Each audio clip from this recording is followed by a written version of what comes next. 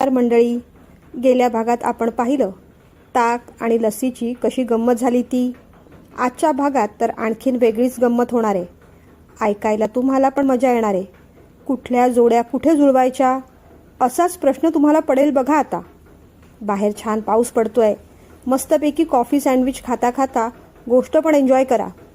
पण कॉफी गार व्हायच्या आधी एक कमेंट या गोष्टीसाठी झालीच पाहिजे.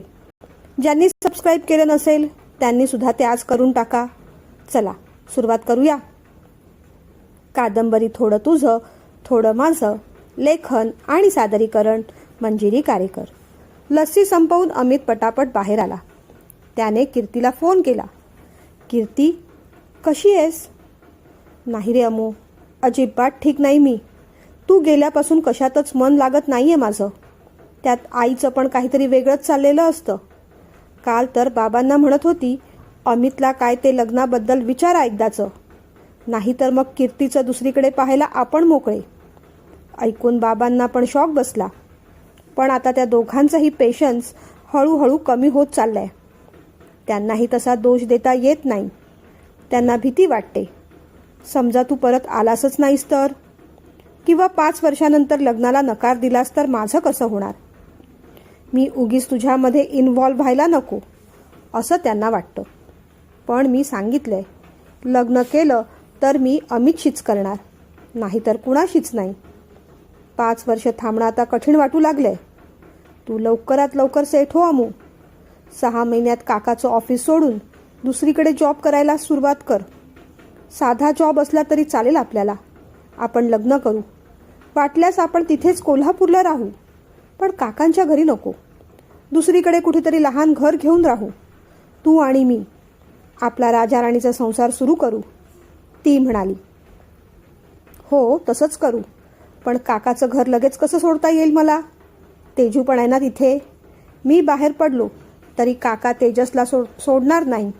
आणि लगेच एवढ्या सगळ्या गोष्टी एकदम कशा करता येतील? मी सुद्धा विचार करतोच आहे. बघू, काहीतरी मार्ग काढूया आपण.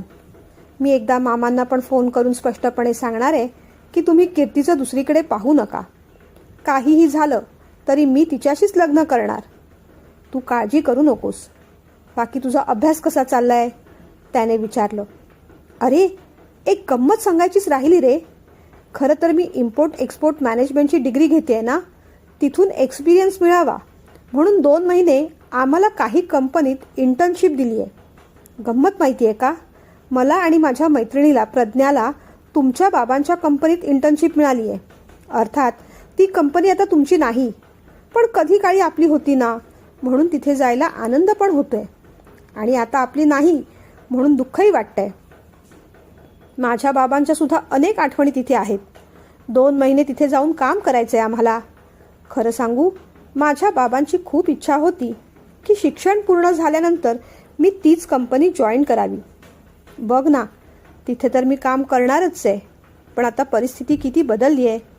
बाबांची इच्छा अशा पद्धतीने पूर्ण होईल असं कधी स्वप्नातही वाटलं नव्हतं मला.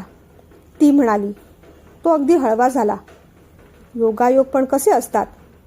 माझं स्वप्न आहे ग, खूप मेहनत करायची आणि बाबांची कंपनी पुन्हा मिळवायची. कसं होईल काय होईल माहीत नाही. इच्छा तर जबरदस्त आहे. बघू, देवावर विश्वास ठेवायचा आणि पुढे जायचं. अजून आपल्या हातात काय असतं. बरं, आता लंच टाईम संपून वर 10 मिनटं झाली आहेत. मी फोन ठेवतो. काका अगदी शिस्तीचा आहे. इकडे तिकडे टाईमपास केलेला त्याला आवडत नाही. बाय.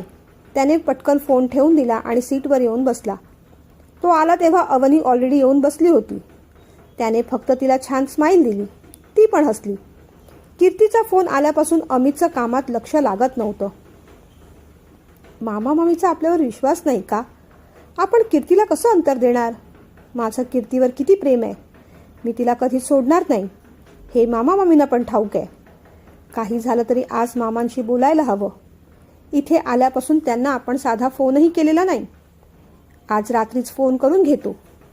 साठेंनी काही महत्त्वाचे डॉक्युमेंट्स त्याच्यासमोर आणून ठेवले. त्याचा डेटा कसा बनवायचा तो सांगितला. कोणता मेल कुणाला करायचा हे समजावलं.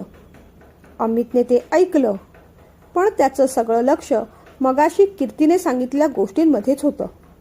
व्हायची ती चूक झालीच त्याच्याकडून. संध्याकाळी 5 वाजता साठे लगबगीने अमितकडे आले. अमित सर, तुम्ही मेल चुकीच्या माणसाला पाठवलाय. अहो, शिपमेंटचा मेल एल सुब्रमणीला पाठवायचा होता आणि रॉ मटेरियलचा जे सुब्रमणीला. तुम्ही अगदी उलट केलंय आणि आता शेखर सर जाम भडकले आहेत. मला आत बोलवलंय. मी आज जाणार आहे, पण मेल कुणी केला हे त्यांनी विचारल्यावर मला तुमचं नाव घ्यावं लागेल. तेव्हा तुम्ही सुद्धा तयार राहा, साठे म्हणाले. तयार राहू? ते कशासाठी? घाबरत घाबरत अमितने विचारलं. ते आता आत गेल्यावरच कळेल आपल्याला. एवढं बोलून साठे आत गेले. अमितला भीती वाटू लागली. त्याने बाटलीतलं पाणी पोटभर पिऊन घेतलं. मागे पाहिलं, अवनी नव्हती. ती बहुतेक टेस्टिंग करायला लॅबोरेटरीमध्ये गेली होती. अमितला स्पष्ट दिसत होतं, काका भयंकर चिडलाय. साठे काहीतरी समजावतायत आणि मग साठे बाहेर येत आहेत पाहून त्याला जरा बरं वाटलं. चला, साठेंनी हुशार पद्धतीने मॅटर मिटवला असं त्याला वाटलं, पण तसं अजिबात घडलं नव्हतं. दरवाजा उघडून साठेंनी अमितला हाक मारून आत बोलावून घेतलं. अमित सर, जरा इथे येता का? सर बोलावतायत तुम्हाला. अमित भीत भीत उठला. जमेल तेवढा कॉन्फिडन्स गोळा केला आणि तो काकाच्या केबिनमध्ये गेला. ये, आत ये असा. लक्ष कुठे असतं रे तुझं? कुठला मेल तू कुठे पाठवलायस? एकदा कन्फर्म करून घेता आलं नाही तुला? काकाने चिडून विचारलं. अरे काका, त्या दोघांचं नाव सुब्रमणी होतं ना, म्हणून गोंधळ झाला माझा. अमित पण जरा वैतागतच म्हणाला. शेखरने डोळे मोठे करून त्याच्याकडे पाहिलं. सॉरी, सर म्हणायचं होतं नाही का? अरे, नावं सारखी असली म्हणून कुणालाही काहीही पाठवून द्यायचं? एकाच्या नावापुढे एल आहे, दुसऱ्याच्या नावापुढे जे आहे, तेवढा फरक दिसला नाही तुला? उद्या शेखर नावाच्या सगळ्या माणसांना तू काका म्हणत सुटशील की काय? काका असं म्हणाल्यावर त्याला थोडं हसूच आलं. हसतोयस काय असं मूर्खासारखा? सिरियसनेस नाही तुला? शेखर एवढं बोलेपर्यंत कुणीतरी दरवाजा नॉक केला. अवनी होती. सर, आत येऊ का? तिने विचारलं. तिला पाहून काकाचा राग शांत झाला. काकाच्या आवाजाचा टोन अगदी बदलून गेला. तिच्याकडे पाहत तो म्हणाला, हां ये बस. 1 मिनिट जरा थांब. हां, तुझ्याशी बोलतो मी नंतर. मग काकांनी साठेंकडे पाहिलं. साठे, दोन्ही सुब्रमणींना फोन करून पर्सनली सॉरी म्हणून टाका. सांगा, स्टाफ नवीन आहे, चुकी झाली, पुन्हा असं होणार नाही. हो म्हणत साठे निघून गेले. अमित अजून तिथेच उभा होता. मग काकांनी अवनीला विचारलं, झालं टेस्टिंग? जमलं तुला? हो सर, झालं माझं काम. फक्त एक रिक्वेस्ट होती. हां बोल ना, शेखर काका म्हणाला. सर, त्याचे मॅन्युअल रीडिंग मी रजिस्टरमध्ये लिहिली आहेत, पण त्याची एंट्री कम्प्युटरमध्ये करायची, मग त्याचे रिपोर्ट बनवायचे, एवढं सगळं काम एकदम जमणार नाही मला. मी प्रयत्न करतेय, पण काही दिवस कुणाची तरी मदत मिळाली असती तर बरं झालं असतं.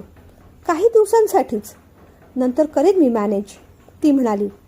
हो, का नाही? मग काकाने अमितकडे पाहिलं. तुला जे काही काम जास्तीचं वाटतंय ना, ते ह्याला दे, हा करेल पूर्ण. कम्प्युटरमध्ये डेटा फीड करेल, फायलिंग करेल, रिपोर्ट बनवेल, काही हरकत नाही. काका असं म्हणताच अमित जाम खवळला. अरे काका, मला सुद्धा खूप फायलिंग आहे. माझा डेटा मी फीड करतो ना, इतर कुणाचं काम करायला मला नाही जमणार. शेखरने पुन्हा त्याच्याकडे रागाने पाहिलं. अमित मग थोडा शांत झाला.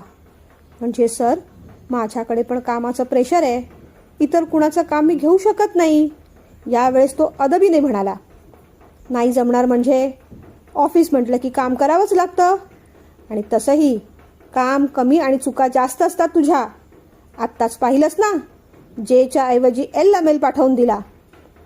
शेखर पण चिडला, त्याला रागवू लागला. अवनी समोर आपला असा अपमान होतोय हे अमितला अजिबात आवडत नव्हतं. त्याने पण त्याचा मुद्दा रेटून धरला. चुकून तो पुन्हा काकाच म्हणणार होता तेवढ्यात त्याच्या लक्षात आलं की सर म्हणायचे. पण चुकून अहो सर, अरे काका या गोंधळामध्ये तो अरे सर बोलून गेला. अरे सर, मी म्हटलं ना, माझ्याकडे खूप काम आहे, इतर कुणाचंही फायलिंग मी करणार नाही. अवनी त्याच्याकडे आश्चर्याने पाहतच राहिली. तिलाही वाटून गेलं, काय विचित्र मुलगा आहे हा. कधी काका म्हणतोय, कधी सर म्हणतोय, कधी अरे काका म्हणतोय, कधी अरे सर म्हणतोय. शेवटी मग तीच शांतपणे म्हणाली, असू देत सर, मी पाहते काय करायचं ते. सकाळी थोडं लवकर येऊन माझं काम आटपून घेईन मी. थँक्यू, असं म्हणत ती बाहेर पडली. शेखर आता चांगलाच लाल लाल झाला होता. काही अक्कल आहे का रे तुला? सगळ्यांसमोर कामाला नाही कसं म्हणतोस तू? आणि काय चाललं होतं तुझं? कधी काका म्हणतोयस, कधी अरे काका म्हणतोयस, कधी अरे सर म्हणतोय. तुला म्हटलं होतं ना सर म्हणायचं. मग? काकाने विचारलं. अरे मी तरी काय करू, माझाही फार गोंधळ होतोय रे. आणि तुलाही तर मी म्हटलं होतं सगळ्यांसमोर मला ओरडू नकोस म्हणून. तू ओरडलास तर जास्तच कन्फ्यूज होतो मी. अमित पण आता जाम वैतागला. अमू, आता फुकटचा मार खाशील हां. माझ्यासमोर फार उद्धटासारखं बोलायचं नाही.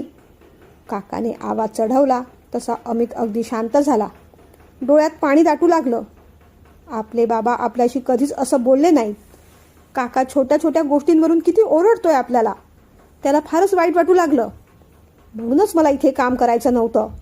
उद्यापासून मी दुसरीकडे नोकरी शोधणार आहे, असं म्हणत तो बाहेर पडला. आपण अमितला जरा जास्तच ओरडलो त्याचं शेखरलाही वाईट वाटू लागलं. संध्याकाळी निघताना आज अमित त्याच्याबरोबर पुढे बसला नव्हता. गाडीत मागे जाऊन बसला. काय झालं अमू? मी ओरडलो म्हणून वाईट वाटतंय का? फार छोट्या छोट्या गोष्टींवर रागावतोस बुवा तू. अरे पण कामात चुका झाल्या तर मी ओरडणारच. तुलाच असं नाही, मी सगळ्यांना ओरडतो. साठ्यांना पण ओरडलो मी. कधी कधी एका पोझिशनवर आल्यानंतर थोडं कडक राहावं लागतं बेटा. त्याच्याशिवाय कामं होत नाहीत. कळतंय का तुला? काकाने विचारलं. अरे पण सगळ्यांसमोर का ओरडतोस? आवडत नाही मला. इन्सल्ट होतो माझा. त्याचा आवाज अगदी दाटला होता. सगळ्यांसमोर कुठे ओरडलो मी? फक्त अवनीच तर होती तिथे. शेखर शांतपणे म्हणाला. अवनी तरी होतीच ना तिथे. अवनी असू दे नाही तर पवनी. मला कुणासमोर ओरडायचं नाही. नाही आवडत मला ते. आमचे बाबा आम्हाला कधीच ओरडत नसत. प्रेमाने समजावून सांगत असत. तू फार चिडतोस म्हणून मला आवडत नाही तू. इथेही राहायला नाही आवडत आहे मला. अमित आता तक्रार करू लागला. अमू, बास झाला. मगापासून समजावतोय कळत नाही आहे तुला? तुझ्या बाबांनी आधीच तुम्हाला शिस्त लावली असती ना तर तू इतका शेफारलाच नसतास. तुला शिस्त लावायचं कामसुद्धा आता मलाच करावं लागणार आहे. चल उतर आता, आलं घर. शेखर गरजला. अमित गुपचूप घरी आला. काकूने नेहमीप्रमाणे विचारलं, काय रे, आज काय मजा केलीस? पण आज अमितचा मूड कुठे होता? हातातली लंच बॅग त्याने तशीच आदळली आणि बेडरूममध्ये जाऊन बसला. मागोमाग शेखर आला. तोही वैतागलेलाच होता. काय हो, अमूचं काय झालं? काय केलं तुम्ही? शर्वरीने विचारलं. काहीही केलं नाही आहे मी. थोरल्या राजांचा इगो त्यांच्या अकलेपेक्षा मोठा आहे ना. जरासं ओरडलो तर लगेच दुखावतो तो. ऑफिसमध्ये काम चुकलं म्हणून ओरडलो मी. राग बघ केवढा आलाय तो. शेखर म्हणाला. अहो पण कशाला ओरडायचं, समजून सांगायचं ना. शर्वरी म्हणाली. अगं, कामात चुका झाल्या तर ओरडायला नको. प्रेमाने काय समजवायचं त्यात? तुला तरी काही कळतंय का? आणि आता तूही त्याला बिलकुल समजवायला जाऊ नकोस. फार मस्का लावायची गरज नाही त्याला. राग झाला शांत की येईल स्वतःच बाहेर. शेखर पण चिडला होता. पण अमितचा राग असाच शांत कुठे व्हायला? शेवटी काकूला जावंच लागलं. काय रे अमू, काय झालं? माझ्याशी तरी बोलणार आहेस की नाही? काकूने विचारलं. अमित काकूचीच वाट पाहत होता. काकू, मी आधीच सांगतोय, उद्यापासून मी ह्याच्याबरोबर ऑफिसला जाणार नाही. मी दुसरीकडे नोकरी शोधतोय. तो म्हणाला. अरे पण एवढं झालं तरी काय? तिने विचारलं. अगं, एक छोटी चूक झाली माझ्याकडून. एक मेल मी एलच्या ऐवजी जेला पाठवला. दोघांचं आडनाव सुब्रमणीच होतं. चुकलं माझं. पण काका सगळ्यांसमोर केवढं ओरडला मला. ओरडण्याबद्दल काही नाही, पण सगळ्यांसमोर ओरडलेलं मला आवडत नाही. किती वेळा सांगायचं त्याला? अमितने तक्रार सुरू केली. अरे मग काय झालं अमू?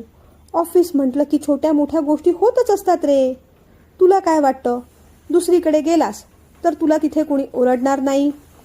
काम चुकलं तर सगळेच बॉस ओरडतात. अरे एवढं काही नाही त्यात, शर्वरीने समजावलं. अगं पण त्या अवनीसमोर ओरडला मला. आता ती माझ्याबद्दल काय विचार करत असेल? अमित वैतागत म्हणाला. शर्वरीला मग थोडंसं हसू आलं. काय विचार करणार आहे ती, आणि करू दे काय विचार करायचा आहे तो. कधीतरी तिचंही काम चुकेल, काका तिलाही ओरडतील, तेव्हा तू तिच्याबद्दल काय वेगळा विचार करणार आहेस. अरे ऑफिस म्हटलं की या गोष्टी होतच असतात. शर्वरी काकूने पुन्हा समजावलं. नाही काकू, तो तिला कधीच ओरडणार नाही. तिच्याशी किती प्रेमाने बोलतोय माहिती आहे तुला. तिचं काम, तिची फायलिंग, तिची एंट्री मला करायला सांगत होता. मी का करू, माझ्याकडे माझीच खूप कामं असतात, तो म्हणाला. असं, पण मग ती स्वतःचं काम का नाही करत रे, काकूने विचारलं. नखरे ग, नुसते नखरे. म्हणे सुरुवातीला मला इतकं काम जमणार नाही, आता उद्यापासून तिचं पण काम मला करावं लागणार आहे. उशीर होईल मला मग उद्यापासून, मी जाणारच नाही मुळी ऑफिसला, तो म्हणाला. शर्वरी पण आता वैतागली. बरं नको जाऊस, तुम्हा दोघांना काय करायचंय ते करा, थोड्या वेळाने जेवायला तरी ये खाली. काकू बाहेर पडली. जेवताना सुद्धा अमित काही बोलत नव्हता. शेखरही शांतच होता. काकाचं ऑफिस सोडून द्यायचं असं अमितने ठरवून टाकलं होतं. दुसऱ्या दिवशी ब्रेकफास्टला अमित बाहेर आलाच नाही. सई बोलवायला गेली तेव्हा म्हणाला, माझं डोकं खूप दुखतंय, मला नको आहे ब्रेकफास्ट. आज अमित काही ऑफिसला येणार नाही हे शर्वरीला कळून चुकलं. तिने शांतपणे शेखरला समजावलं, अहो आजचा दिवस जाऊच द्या, उद्या येईल तो ऑफिसला. मी सांगतो ना शरू, हे असेच नखरे हा करत राहिला ना तर पिऊनची पण नोकरी मिळणार नाही याला कुठे. आता वेळ नाही सध्या माझ्याकडे, संध्याकाळी पाहतो त्याच्याकडे. वैतागत शेखर ऑफिसला निघून गेला. अमित घरी राहिला, पण त्याला तेवढं बरं वाटेना. आपलं काहीतरी चुकतंय हे जाणवू लागलं. तो बाहेर काकूकडे गेला. आज काकूसुद्धा बोलत नव्हती त्याच्याशी. काकू, काय झालं, तू माझ्याशी का बोलत नाही आहेस, त्याने विचारलं. काय बोलणार मी अमू, असं कुणी वागतं का रे. तू ऑफिसला का गेला नाहीस, तुला खरंच बरं वाटत नाही आहे, सांग मला, तिने विचारलं. तो काही बोलला नाही. हे बघ अमू, आता मी स्पष्टच सांगते, तुझ्या बाबांचा स्वभाव आणि यांचा स्वभाव यात जमीन आसमानचा फरक आहे. भाऊजी शांत होते, ते कधीच कुणाला काही बोलले नाहीत, ओरडले नाहीत. पण हे तसे नाहीत. हे तुम्हाला रागवणारच, चिडणारच, फटकावणारच. तुला यांच्याकडून वडिलांचं प्रेम मिळेल, पण वडिलांसारखीच वागणूक मिळेल याची अजिबात गॅरंटी नाही. हे फॅक्ट जेवढ्या लवकरात लवकर तुम्ही दोघं समजाल तेवढंच तुमच्यासाठी आणि आपल्या सगळ्यांसाठीच ते बरं ठरणार आहे. बाकी आता अजून मी काय बोलू, तुला तुझं करिअर घडवायचं आहे. तू असाच वागत राहिलास तर या ऑफिसमध्ये सोडच, पण इतर कोणत्याही ऑफिसमध्ये तुझं काही होऊ शकणार नाही. आज काकू पण खूप रुडली बोलली. अमितला फारच वाईट वाटू लागलं. या घरात आपलं कुणीच नाही असं वाटू लागलं.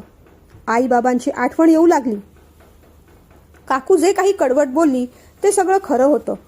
आता आपला इगो बाजूला ठेवून आपलं करिअर घडवायला हवं. आपल्या आयुष्यावर, आपल्या निर्णयावर कीर्तीचं भवितव्य अवलंबून आहे. निदान तिच्यासाठी तरी आता आपण सिरियस व्हायला हवं. खरंच दुसरीकडे जॉब केला असता तरी हे प्रॉब्लेम आलेच असते. आपलं चुकलं तर आपण चूक मान्य करायला हवी. काका जे काही बोलला ते ऐकून घ्यायला हवं होतं. आपलंच कामात लक्ष नव्हतं. नशीब चूक लहान होती. मोठा घोटाळा झाला असता आणि चुकीची माहिती चुकीच्या माणसांकडे गेली असती तर कंपनीचं फार मोठं नुकसान झालं असतं.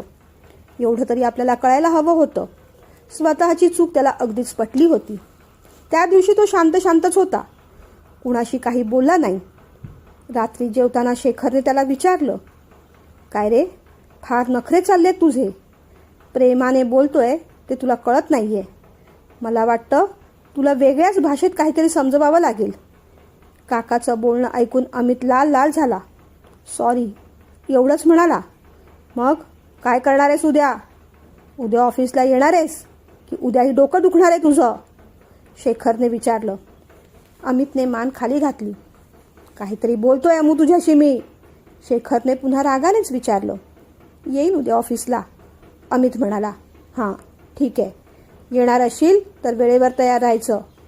आणि तेजस, उद्या तू ना 11 वाजेपर्यंत माझ्या ऑफिसमध्ये ये.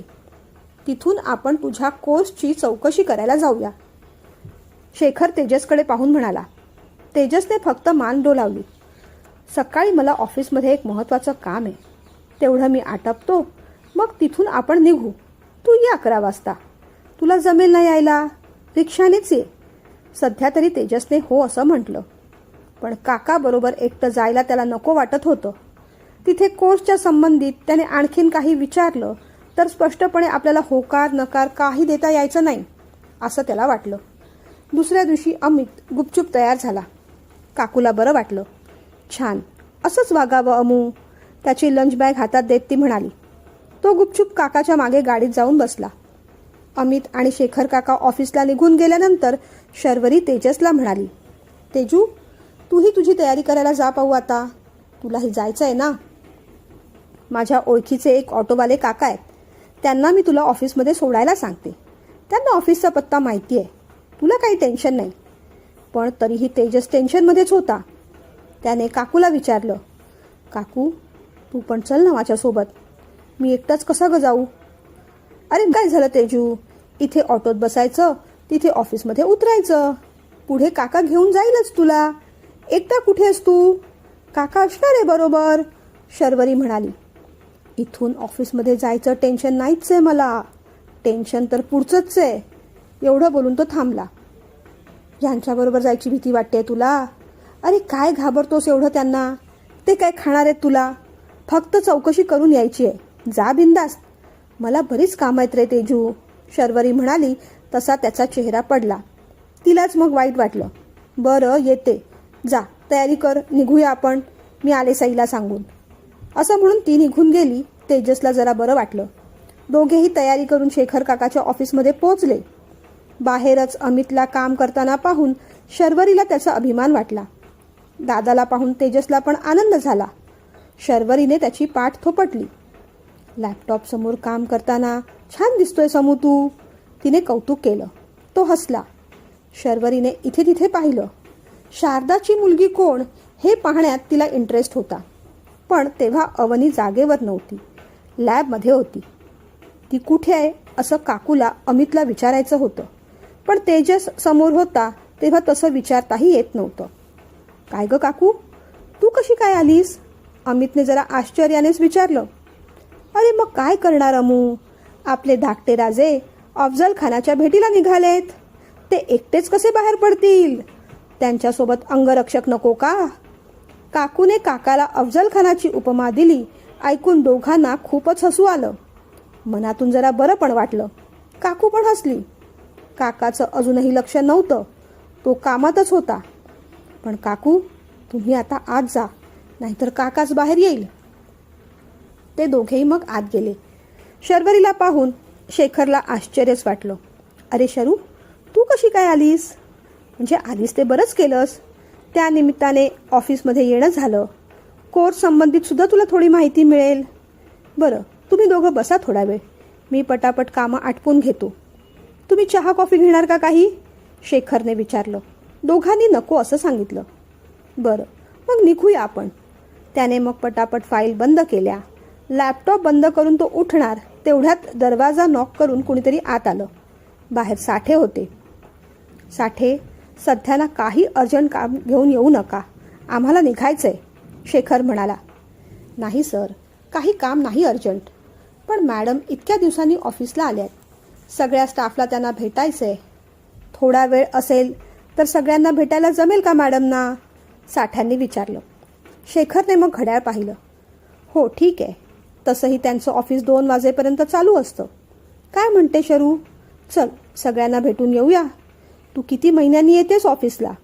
मी तर रोज ऑफिसला येतो, तरीही सगळ्या स्टाफशी भेटणं होत नाही माझं. त्या निमित्ताने सगळ्यांची विचारपूस करता येईल. जाऊया. शर्वरी पण मग उठली. तेजू, तूही येतोस का थांबतोस इथे? काकाने विचारलं. काका, मी थोडा वेळ इथेच थांबतो. बरं, बस मग माझ्या खुर्चीवर, काका म्हणाला. मागे सई आली होती ना, तिने कोणता तरी गेम डाउनलोड करून ठेवलाय. थोडा वेळ तो खेळ. हां, आमच्या लॅपटॉपला पण आपल्या हातांचा स्पर्श होऊ देत. काका जरा चेष्टेनेच म्हणाला. असू दे, तुझ्या खुर्चीवर नको, मी इथे समोर बसतो. शेखरने मग त्याला जबरदस्तीने आपल्या खुर्चीवर बसवलं. गेम ओपन करून दिला. खेळा राजे, आम्ही आलो. मग ते दोघेही बाहेर पडले.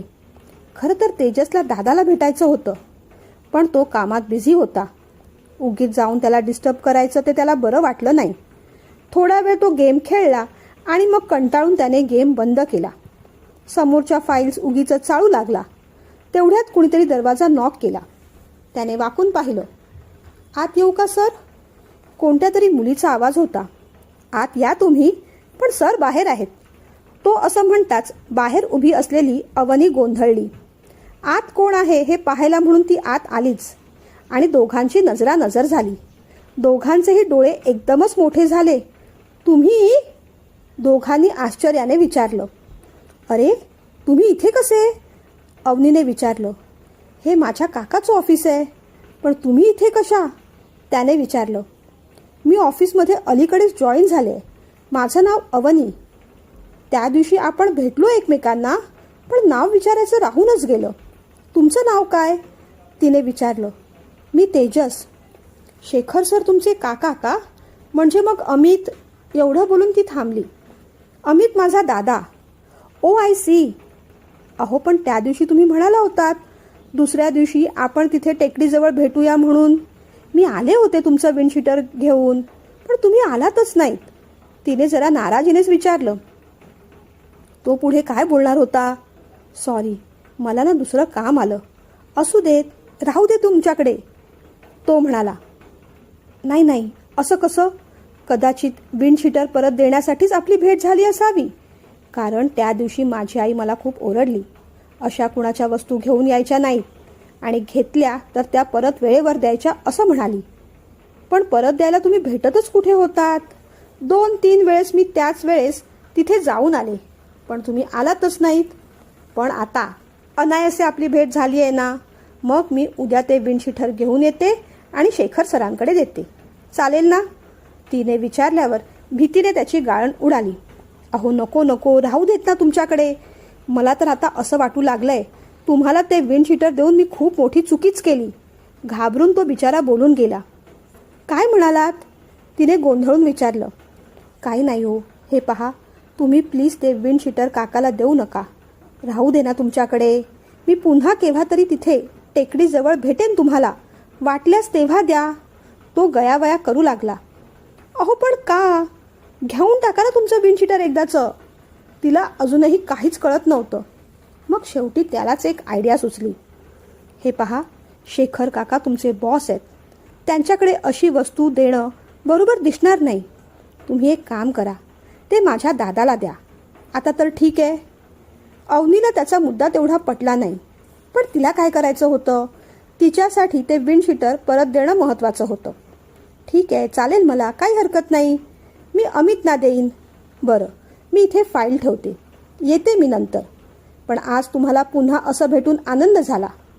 तुम्ही आता रोज ऑफिसला येणार? तिने विचारलं. नाही नाही, मी आज माझ्या काका काकूबरोबर एका कोर्सची चौकशी करायला जाणार आहे, म्हणून इथे आलो होतो. कोणत्या कोर्सची? तिने विचारलं.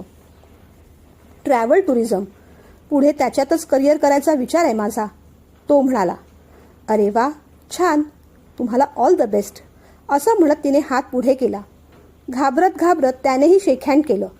दोघांचा हात एकमेकांच्या हातात होता आणि तेवढ्यातच दरवाजा उघडून शेखर काका आत आला. त्याने ते सगळं पाहिलं. जोरात करंट लागावा असा तेजसने हात मागे घेतला. शेखर आश्चर्याने त्याच्याकडे पाहतच राहिला. शर्वरी काकूला पण आश्चर्य वाटलं. तेजस काही बोलायला पुढे थांबलाच नाही. काकू, मी पटकन दादाला भेटून घेतो, असं म्हणत तो बाहेर पडला. शेखरने मग स्वतःला सावरलं. आता अवनी समोर होती. त्याने अवनीची ओळख करून दिली. शरू, अगं ही अवनी, आपलं शशी आहे ना, त्याची भाची. आणि अवनी, ही माझी मिसेस शर्वरी. शेखरने ओळख करून दिली. अवनी पटकन पुढे झाली आणि तिने नमस्कार केला. अगं अगं बाळा, असू दे, पाया नको पडूस. असू दे ना मॅडम. योगायोग असा आहे की माझ्या आईला पण सगळेजण शरू अशीच हाक मारतात. ती म्हणाली तसं शर्वरीने हळूच शेखरकडे पाहिलं. त्याची नजर खालीच होती आणि मग अवनीच्या डोक्यावर तिने हात ठेवला. सुखी रहा बेटा, असं म्हणत आशीर्वाद दिले. शर्वरीला भारी आवडली अवनी. तू नुकतीच जॉईन झाली आहेस ना? कसं वाटतंय काम तुला? शर्वरीने विचारलं. खूप छान वाटतंय, अगदी चॅलेंजिंग आहे, आवडतंय मला, ती म्हणाली. छान, मग अशीच प्रगती करत राहा, ऑल द बेस्ट, शर्वरी प्रेमाने म्हणाली. मग शेखरने अवनीला विचारलं, तुझं काही काम होतं का? हो सर, सगळा डेटा भरून फाईलमध्ये लावून ठेवला आहे. तुमची साईन हवी होती फक्त, पण अर्जंट नाही, मी फाईल द्यायला आले होते. येते मी. तिने शर्वरीकडे पाहिलं. येते हां मॅडम, असं म्हणत ती बाहेर पडली. छान आहे ना? शर्वरीने शेखरला विचारलं. कोण? शेखरने उलट विचारलं. भाची. मग शेखर काही बोलला नाही.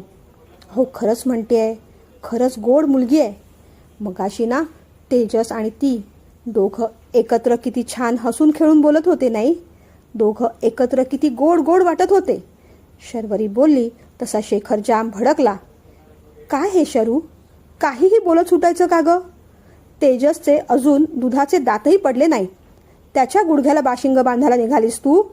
अजून त्याला शिकायचंय, करिअर करायचंय, उगीच काहीतरी. आणि तसंही ती मोठी असणार त्याच्यापेक्षा. उद्योग ना धंदे, उगीच जोड्या जुळवत बसायचं. शेखर भडकला. अहो मग काय झालं?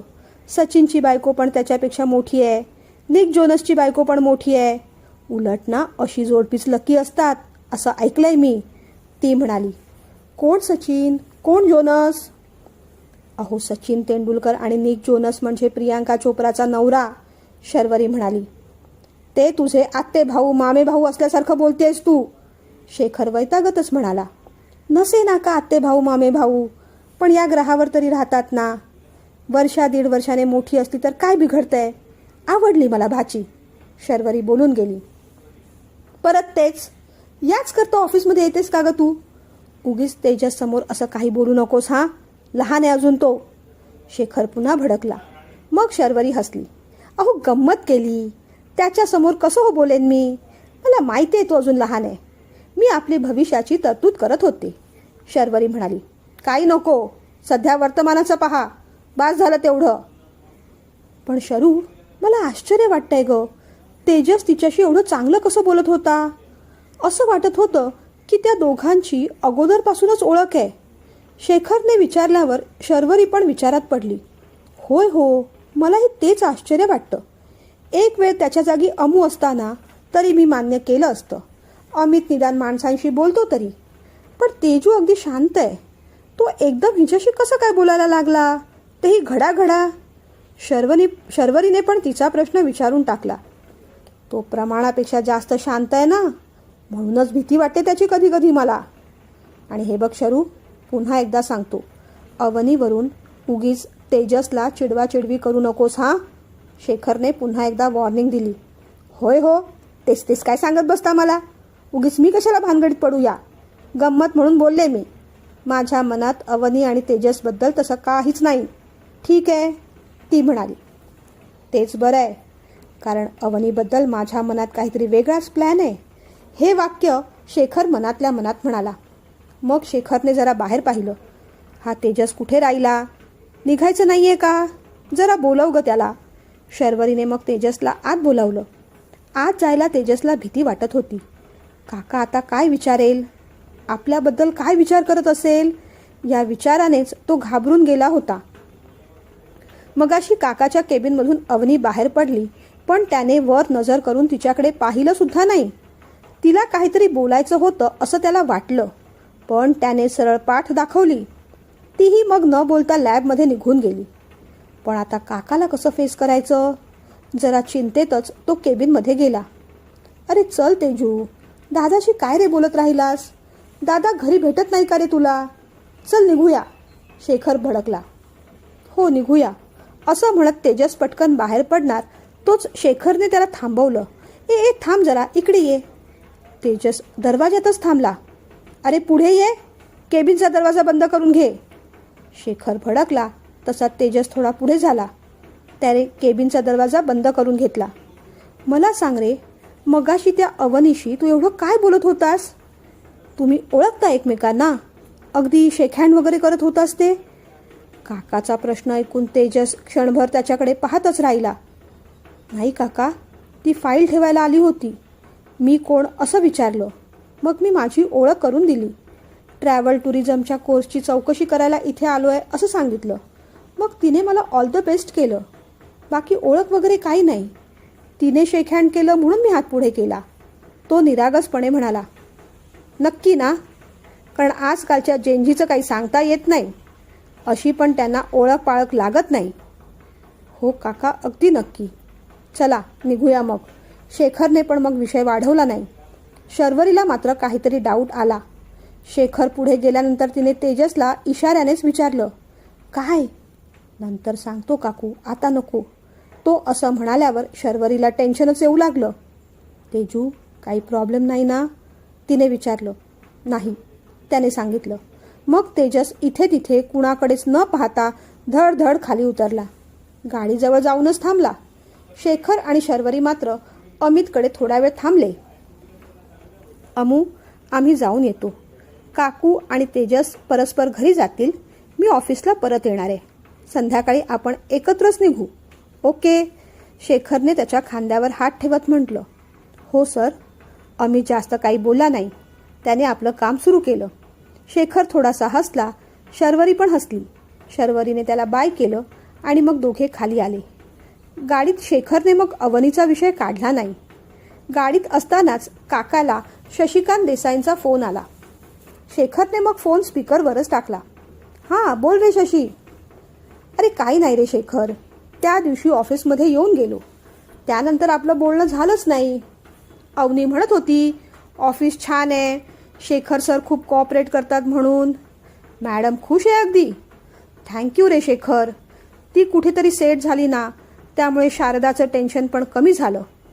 तिने पण थँक्यू सांगितलंय तुला. शारदाचा विषय आला तोच शेखरने उगीच गाडीच्या बाहेर इथे तिथे पाहिलं. काय रे शेखर, बोलत का नाही आहेस? शशिकांत देसाईंनी विचारलं. अरे शशी, मी बाहेर आहे. फोन स्पीकरवर आहे. बरोबर शरू पण आहे, तेजस पण आहे. तेजससाठी एका कोर्सची एन्क्वायरी करायला चाललो आहे आम्ही. शेखरने जे काही सुचवायचं ते इनडायरेक्टली सुचवून टाकलं. ओ, अच्छा अच्छा. मग आता फार काही बोलायला नको असं शशिकांतना सुद्धा वाटलं. बरं, नंतर बोलू आपण. ठेवतो मी फोन. हां, नंतर बोलू आपण. आणि हे बघ, अवनीची काळजी करू नका रे. सांग तसं तू. शेखर एवढं बोलला तोच शर्वरीने त्याच्याकडे डोळे मोठे करून पाहिलं. मग शेखरने लगेचच विषय बदलला. अरे शशी, तुझ्याकडे दिवाकरचा नंबर आहे का रे? त्याने मला मागे कार्ड दिलं होतं. पण त्याचं ऑफिस आणि घर दोन्ही शिफ्ट झालं आहे ना, त्यामुळे कॉन्टॅक्ट करता येत नाही आहे. तो ट्रॅव्हल टुरिझमच्या फील्डमध्ये आहे ना रे. माझ्या धाकट्या पुतण्याला तेजसला त्यात इंटरेस्ट आहे. म्हणून म्हटलं कुठेही ॲडमिशन घ्यायच्या आधी ह्याचं गायडन्स घेऊ. शेखर म्हणाला. आहे रे, पण अगदी येडछाप आहे तो. कोणत्याही कारणावरून रुसून बसतो. म्हणे मी ऑफिसची पूजा केली, तुम्हा दोघांना आमंत्रण दिलं होतं, तुम्ही दोघेही आला नाहीत. आता मी तुमच्याशी बोलणार नाही. ते ऐकताच शेखर आणि शशिकांत दोघेही एकदम हसू लागले. कॉलेजमध्ये असल्यापासून हा तसाच होता नाही? शेखर म्हणाला. नाहीतर काय, आता आपली मुलं मोठी झाली आहेत. आता तरी मॅच्युरिटी यायला हवी की नाही? त्याचं कार्ड तर नाही माझ्याकडे. नंबर शोधतो, मिळाला तर पाठवतो तुला. चल, नंतर बोलू आपण. शशिकांतने फोन ठेवून दिला आणि मग ते सरळ इन्स्टिट्यूटमध्ये पोहोचले. शेखरने सगळी माहिती घेतली. डोमेस्टिक टुरिझम, इंटरनॅशनल टुरिझम, सगळा पोर्शन त्यात इन्क्लुडेड होता. कोर्सचा अभ्यासक्रम पाहूनच तेजसला फार मज्जा वाटली. सगळे विषय त्याच्या आवडीचेच होते. तेजू, बघ हे प्रॉस्पेक्टस, सगळे विषय आहेत. हेच करायचं ना तुला नक्की? शेखरने प्रेमाने विचारलं. तेजसला तेच करायचं होतं. कितीतरी वेळा तो त्याच्या बाबांकडे याच विषयावर बोलला होता. बाबा, मला ट्रॅव्हल टुरिझममध्येच इंटरेस्ट आहे. इंटरनॅशनल टुरिझम, डोमेस्टिक टुरिझम, सगळं करायचं आहे मला. त्याला आपल्या बाबांची आठवण झाली. तो अगदी त्याच विचारात गेला. समोरचं प्रॉस्पेक्टस पाहून त्याला आनंद होत होता. शेखरने पुन्हा विचारलं. काय रे बच्चा, हाच कोर्स करूया ना? आणि मग एक्साइटमेंटमध्ये तेजस बोलून गेला.